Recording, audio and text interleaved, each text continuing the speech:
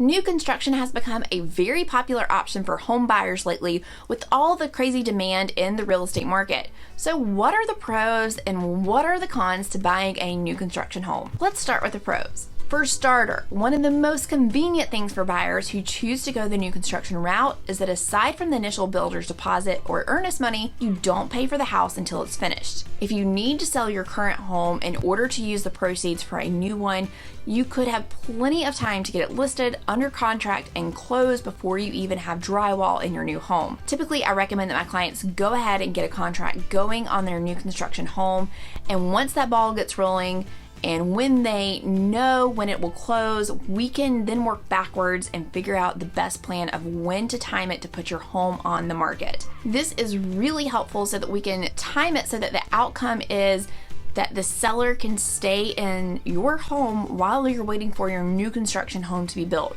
We don't want you to end up homeless. Now, besides everything in the home being completely brand new, another perk of new construction is the lower cost of insurance. When all of the systems, appliances, roof, everything are brand new, they are obviously going to be more reliable than older systems in a resale home, so it's going to be a lot cheaper to insure. Plus, you receive a home warranty on new construction, typically a 1-year warranty for the workmanship, 2 years for the systems, and 10 years for the structure of the home. When you've been living in a house for the first year, you can make a list of all the things like touch-ups that a builder needs to have done, and they're going to come back around 11 or 12 months and take care of that list for you. So if you have any nail pops, cracks from lumber shrinkage, that kind of thing, the builder will come out and fix that for you. Your house will also be 100% up to current building codes. Since codes change over the years, there are some older resale homes that are definitely not 100% up to code. Now, this doesn't mean that they were poorly built necessarily, but a new construction home has to meet the current health and safety codes, so you can rest assured that your home will meet these requirements. Another benefit of that new construction compared to a resale home is that the energy efficiency of the home is so much better than resale homes. You're looking at the latest in insulation, the latest in windows, everything that's going to keep your home cool when you want it cool and warm when you want it warm. A lot of times when you build a new construction home from the ground up, you get to make some design choices that you can't do without remodeling a resale home.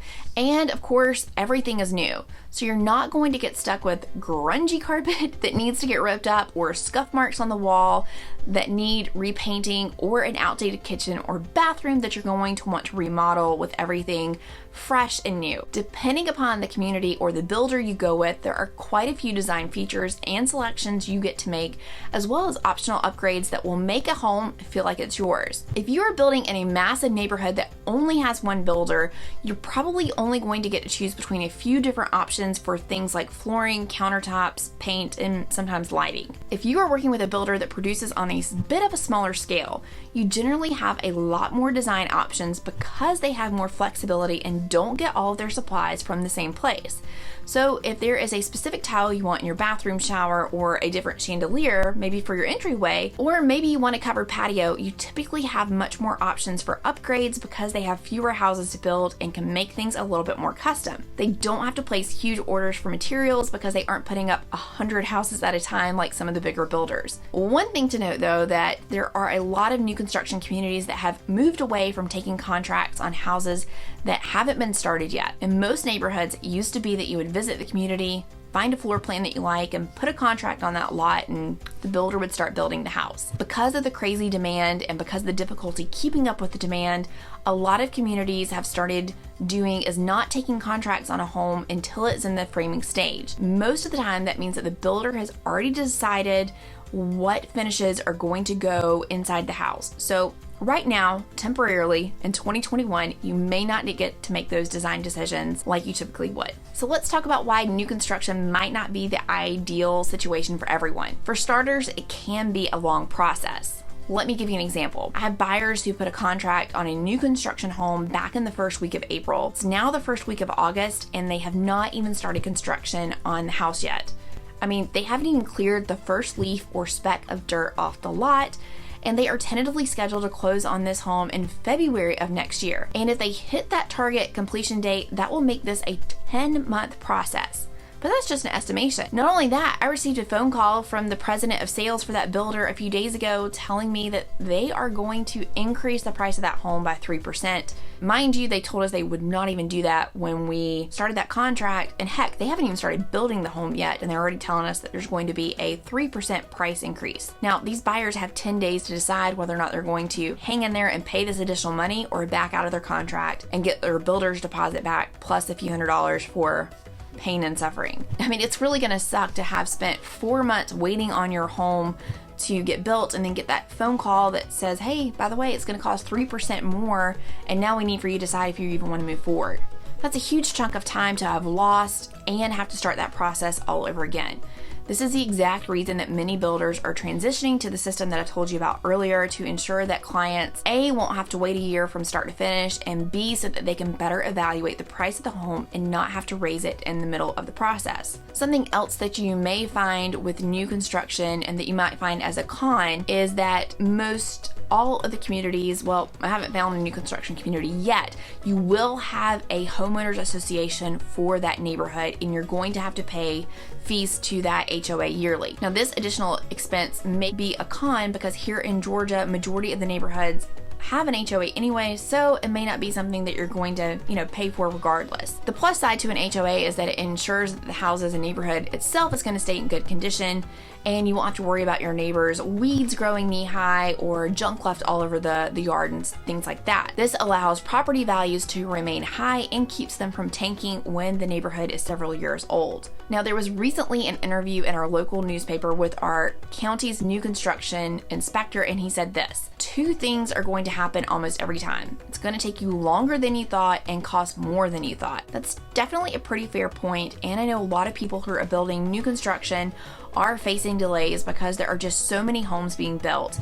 And like that story I told you earlier, some builders are having to increase costs because of lumber demand and other rising costs for home product. Now, I have, however, had many clients recently close on new construction homes without this problem, so it's not always the case. It's important to find a builder that you know and trust, and my team and I would be glad to help you with just that.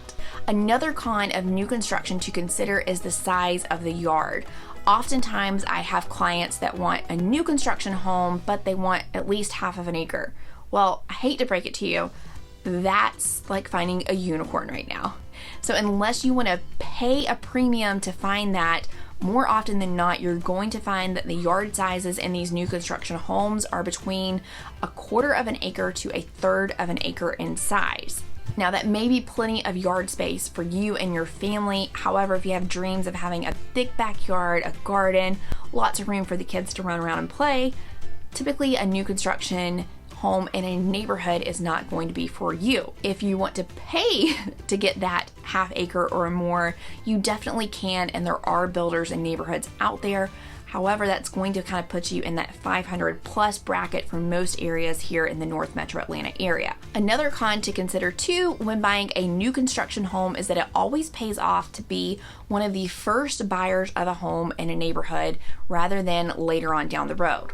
Let me explain. We've all been there. You are searching for a new construction home and you see that sign on the side of the road that says new construction home starting in the low 300s. You make that U-turn and you go back to the neighborhood.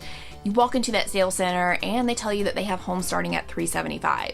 And you're like, what? I just saw a sign that said low 300s. 375 is not low 300s. Trust me, I as a real estate agent have been there myself with, saying those exact same words when I'm researching for a client. This is how that happens. When they started that neighborhood, the homes were in the low 300s, but most builders have a consistent schedule of when they increase the prices of their homes. For example, typically a builder is going to do a price increase on home every 5 homes they sell. And typically that price increase is going to go up about $5,000. So you can see where if they're building and developing a huge neighborhood that's going to take a year and a half to build, it's much cheaper to be one of the first buyers in that neighborhood than it is to be in the very last phase. Obviously, there's rising cost, inflation, appreciation, all of those things factor into builders increasing the cost of homes. Another thing to mention about that cost is that you're always usually going to pay a premium for a new construction home versus resale. But you would expect that, right? A resale home should not be priced the same as a brand new construction home, or if it is, typically you're going to have more features and benefits in that resale home than you are in that new construction home. So you're getting everything brand new. Obviously you would expect to pay a little bit more for that home. However, if you are wanting a little bit more space and you don't mind a little bit of an older home, you're going to get more for your money on a resale home always. Another con that you may want to consider when buying a new construction home is that typically, almost always, that home price that you see advertised on Zillow is typically just the base price of the home. This is super important to know. In traditional times, whenever you go into a new home construction community and you want to build a home, you're going to pay the base price of the house and you're going to pay what they call a lot premium. Every lot in that neighborhood has a premium charge added to that base price for what you're going to pay for the lot itself. So for example, corner lots, cul-de-sac lots, basement lots, all of those lots are going to sell more so at a premium than a lot that's stuck, like smack dab in the middle of the street. Typically, it's safe to assume that you're going to pay $3,000 to $10,000 more than that base price of the home, just adding the lot to that home. Another expense that you need to keep in mind whenever buying new construction are the upgrades. There's going to be things that you are going to want to upgrade in the home that just make sense. And that is going to be a great topic for a video, but quickly, a home builder is going to have standard features that they're going to put into that house, such as, let's say, hardwood floors or carpet in the bedrooms, but hardwoods in the main living areas. Well, you may want hardwoods in all of the bedrooms. You're going to pay an upgrade charge to make that change. Another common feature or an upgrade that people pay for is having tile in the master bath shower. Of course, you're going to want to put tile in there. It's easier to clean. The resale value is so much more, but what's included standard is typically just like a vinyl kind of like shower insert. So I always coach clients to know that you're probably going to pay an additional $10,000 to $20,000 in upgrades of what you're going to want to do to personalize your home in normal times. Asterisk there. This real estate market is crazy right now in 2021. Most builders currently right now, if they are waiting to release a home and they're waiting until that framing stage, they've already made all of these choices for you. And then the price that you see is the price that you have to pay. So you don't have to worry about the lot premium or upgrades. They've already included that in the price. And they're doing that right now so that way they can make sure that the price is what the price is and they're confident in that price so that you don't run into the situation that my other buyers have ran into. There you have it. Pros and cons of new construction. But I can't let you leave without this tip. You need your own agent when it comes to new construction when buying a house. You have to watch this video. It's going to cover all the things you need to know about new construction in much more detail. If you need help buying your new construction home, which of course you do, reach out to me and my team. We would love to help you find your perfect home.